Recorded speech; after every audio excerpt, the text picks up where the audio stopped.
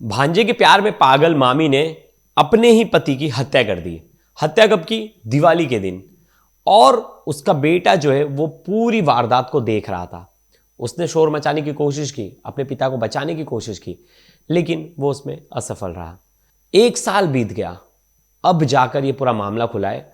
और इस बेवफा औरत ने, और कह लीजिए बेवफा पत्नी ने, इतनी बेरहमी से अपने पति का कत्ल किया, फिर बाद में उसे गड्ढे में गाड़ दिया। जब उसे लगा वो पकड़ा जाएगी तो उसने वापस से शरीर के टुकड़े निकाले और उसे फेंक दिया नहर में। लेकिन पुलिस ने इसमें अच्छी जांच की और आरोपियों को पकड़ लिया। ये पूरी कहानी है शिवेंद्र सिंह की, और ये कहानी है कानपुर से। ये कहानी सुन के हर किसी के मन में डर पैदा हो जाएगा कि जो रिश्ता हमें आंखों के सामने दिख रहा है, क्या उसके पीछे की कहानी कुछ और है। क्योंकि ये मामी भांजे की जो केमिस्ट्री थी, हर किसी को लगती थी कि अरे मामी तो एकदम बेटे जैसा मानती है अपने भांजे को, लेकिन मामला कुछ और था। और मामला इतना गड़बड़ था कि बात हत्या तक पहुंच गई। तो क्या है पूरी स्टोरी, इस वीडियो में जानेंगे, लास्ट तक वीडियो जरूर देखिएगा। नमस्कार, मेरा नाम है प्रवेश पांडे और आप देख रहे हो क्राइम तक। कानपुर के रहने वाले शिवेंद्र सिंह, जिनकी उम्र 50 साल है, कुछ साल पहले वो गुजरात जाते हैं जॉब करने के लिए, और प्राइवेट कंपनी में जॉब लग भी जाती है। वहाँ उनकी सैलरी होती है 15,000 रुपये। इस बीच वो काम कर रहे थे, उनकी लाइफ अच्छी चल रही थी, सब कुछ सेटल था, कुछ पैसे वो घर भेजते थे, सब कुछ सही चल रहा था। उनकी बहन उनसे रेगुलर हालचाल पूछती थी और वो बताते थे। तो बहन कहती थी यार यार अब शादी कर लो यार, अब उम्र हो गई है, अब शादी कर लो। तो 25 साल की उम्र में शिवेंद्र डिसाइड करते कि हाँ मुझे शादी करनी है, लेकिन अच्छी लड़की नहीं मिल रही थी। इसी बीच वो जब नौकरी कर रहे थे तो उनकी मुलाकात होती है गाज़ीपुर की रहने वाली लक्ष्मी से। अब लक्ष्मी से पहली बार मिलते हैं और अचानक से उन दोनों की मुलाकात हो जाती है, दोनों बातचीत करने लगते हैं और धीरे धीरे नंबर एक्सचेंज हो जाता है। फिर रेगुलर बात होने लगती है, फिर दोनों मिलने लगते हैं। इसी बीच दोनों मिलते मिलते दोनों के बीच में प्यार हो जाता है। और प्यार की लव स्टोरी की कहानी जब आगे बढ़ती है तो कभी मूवी देखने जाते हैं, कभी घूमने जाते हैं, कभी खाते पीते, सब कुछ सही चल रहा था। तो शिवेंद्र कहते यार हम शादी कर लेते हैं, अब हम दोनों एक दूसरे से प्यार करते हैं। तो लक्ष्मी बोलती नहीं, अभी मेरी उम्र नहीं हुई है सही, अभी तो शादी नहीं कर सकते। फिर भी शिवेंद्र भाई जो थे वो लगे थे, बातचीत करते रहते थे और उन्हें उनके गांव के लोग शिवबीर सिंह कह के बुलाते थे। तो शिवबीर जो है उनकी अच्छी बनने लगी थी, फिर डिसाइड कर लेते और बाद में लक्ष्मी जो है वो मान जाती हैं और 2004 में दोनों लव मैरिज कर लेते हैं। अब तभी उनकी उम्र 25 साल के आसपास होगी। अब सब कुछ सही चलता है, लव मैरिज हो गई, सब चीज़ सही हुआ। अचानक से उनकी जो गुजरात वाली नौकरी वो चली जाती है कुछ सालों बाद, और तब तक उनके 3 बच्चे हो जाते हैं। एक बेटा आनंद, दूसरा रोहित और तीसरा अंकिता।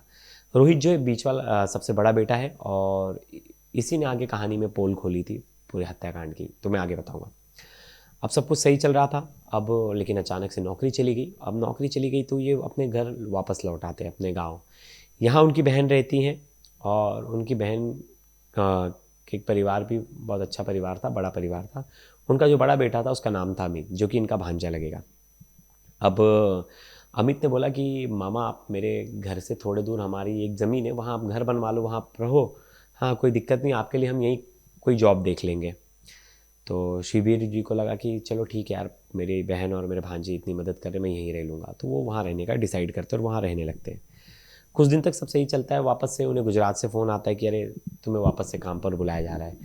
अब शिवबीर जी पूछते हैं सबसे घर पे, या मैं चला जाऊँ? तो बोलते हैं हाँ यार अब जॉब मिल रही तो चले जाओ। तो वो वापस चले जाते हैं। इस बीच जो अमित है उनका भांजा, वो घर की देखभाल करता था। उनके बच्चे को स्कूल लेके जाना, ले आना और बाकी सब चीज़ें थी जो घर में मदद करना, और उनकी जो मामी थी उनकी भी मदद करता था। तो दोनों की एक तरह से कह लीजिए दोनों का बॉन्ड बहुत अच्छा हो गया था, मामी भांजे का। किसी को आस पड़ोस के लोग बोलते थे अरे कितना ज़्यादा जो मामी है वो इसे मानती है, भांजा भी कितना आज्ञाकारी है, बहुत काम करता है। लेकिन इसके पीछे कुछ खिचड़ी और पक रही थी, वो थी अवैध संबंध। दोनों के बीच में अवैध संबंध शुरू हो गया था, मतलब दोनों एक दूसरे के साथ रिलेशनशिप में आ गए थे और वो अपने पति को धोखा देकर अपने भांजे के साथ रिलेशनशिप में थी। और रोहित के साथ बहुत समय तक रिलेशनशिप में रहने के बाद अब बीच बीच में जो इनके पति वो आ जाते थे और उन्होंने पकड़ लिया। उन्हें पता चल गया था कि रोहित का, मेरे भांजे का, मेरी पत्नी के साथ जो है अवैध संबंध है। अब इसके बाद वो आग बबूला हो गया और उन्होंने अपनी पत्नी को बहुत पीटा दिवाली से कुछ दिन पहले, और दोनों के बीच में मारपीट हुई। उन्होंने बोला कि तू इससे बात करना बंद कर दे, और वो कुछ दिन के लिए चले जाते बाहर, 3-4 दिन के लिए। फिर पता चलता है कि वापस से उससे बात कर, इसके मोबाइल में चैट्स वगैरह पकड़ लेते, फिर वापस से लड़ाई होती है, फिर वापस से मारपीट होती है। अब इसके बाद अमित और लक्ष्मी है प्लान करते हैं कि शिवबीर को तो रास्ते से हटाना है, ये रहेगा तो हमारी लव स्टोरी का कुछ हो नहीं पाएगा। फिर ये लोग प्लान करते हैं कि दिवाली के दिन पूरे घर में जब बच्चे बच्चे सब सो जाएंगे, इन लोग को नींद की गोली खिला देंगे, और जब ये सो जाएंगे तब इसको मार के हम लोग गाड़ देंगे। तो लक्ष्मी जो है रेडी हो जाती है, और फिर यही होता है दिवाली के दिन जब बच्चे पटाखे वगैरह फोड़ लेते हैं, और जब वो घर में आते हैं तो उन सबको चाय पिलाती, तीनों, उसके बच्चे को और उसके पति को भी, जो लक्ष्मी है। उसमें बेहोशी की दवा मिली हुई थी। अब वो जब वो चाय पीते तो 2 बच्चे जो है चाय पीते सो जाते, लेकिन जो सबसे बड़ा बच्चा होता है रोहित, वो नहीं सोता, वो चाय नहीं पीता, उसे चाय का टेस्ट अच्छा नहीं लगता, तो चाय छोड़ देता है। लेकिन उसकी मम्मी को लगता है उसने चाय पी ली है, और वो भी चला जाता है अपने कमरे में सोने। उसे लगता है कि सब तो बेहोश हो गए। तब जाकर फरसे से जो शिवबीर सिंह है उनके पति, उसके ऊपर 4-5 वार करता है, उनका भांजा। फिर उसकी बीवी भी वार करती, देखती इसकी सांस चल रही, जब तक मर नहीं गया तब तक मारते, और बॉडी के टुकड़े करते और ज़मीन में गाड़ देते। उससे पहले एक छोटी सी गलती हो जाती है इनसे। जब उसे मारते तो आवाज़ होती है तो जो इनका बड़ा वाला बेटा है रोहित, जिसकी उम्र 12 साल है, वो जाग जाता है। वो बोलता है, और वो उठता है, देखता है पापा तो खून से लथपथ है, और उसकी मम्मी जो है हाथ पकड़ी, और उसका जो भांजा है अमित, वो मतलब उसका जो कज़िन भाई, वो पैर पकड़ा है। वो देख के हैरान हो जाता है, बोलता है अरे मम्मी क्या कर रहे हो? तो बोलती चुपचाप अंदर चले जाने तो तुझे भी मार के गाड़ दूंगी।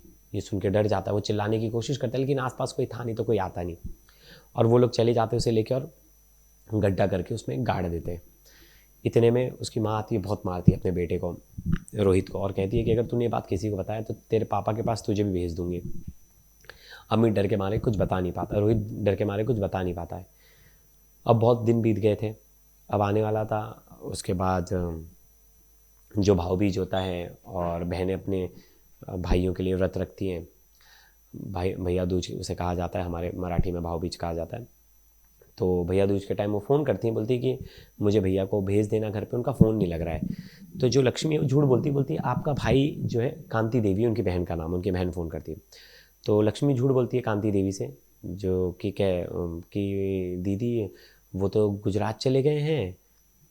तो वो बोलती है अरे यार उनका फ़ोन नहीं लग रहा है, मैं फ़ोन करे, बोले दूसरा नंबर लिया, तो दूसरा नंबर देती नहीं। ऐसे ऐसे करके 6-7 महीने बीत जाते। तो इनकी जो बहन है उनको शक आता है, उनको, और रोहित बोलता है कि पापा के साथ कुछ गलत हुआ है। इतने पे उसे बहुत मारती है उसकी मम्मी फिर। और जब इनकी बहन को लगता है कांति देवी को कि मेरे भाई के साथ कुछ गलत हुआ है, तुरंत पुलिस स्टेशन जाती है और पुलिस में कंप्लेंट करती है, लेकिन पुलिस कुछ सुनती नहीं। फिर वो लोग कोर्ट चले जाते, और कोर्ट से ऑर्डर होता है कि इसमें एफआईआर करो। फिर गुमशुदगी रिपोर्ट में एफआईआर होती है। जब पुलिस इन्वेस्टिगेट करती है तो पता चलता है, जब पूछताछ करती है तो बेटा बताता है कि मेरी मम्मी ने ही मेरे पिता को मारा, और मैंने देखा था अपनी आंखों के सामने, और उन्हें ले जाकर गाड़ दिया था, और उसमें भांजा भी शामिल था।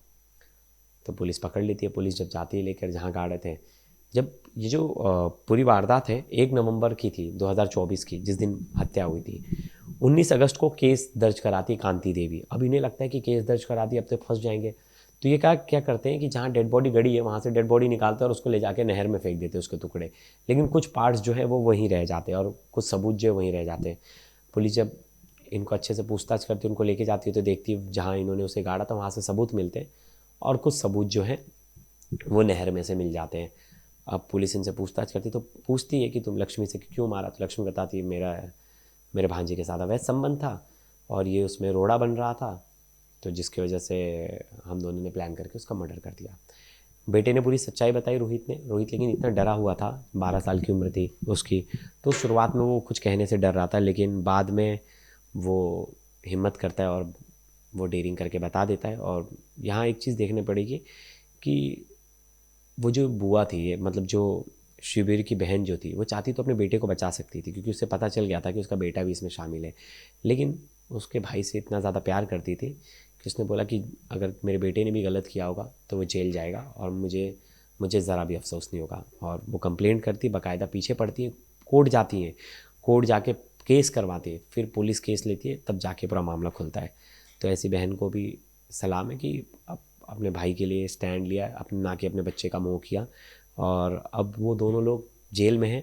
अब आने वाले समय में देखना होगा कोर्ट क्या सज़ा देता है, लेकिन उम्र कैद से तो कम की सज़ा इन्हें नहीं मिलेगी। दोस्तों इस वीडियो पर आपकी क्या राय है ज़रूर बताइएगा। तब तक के लिए धन्यवाद।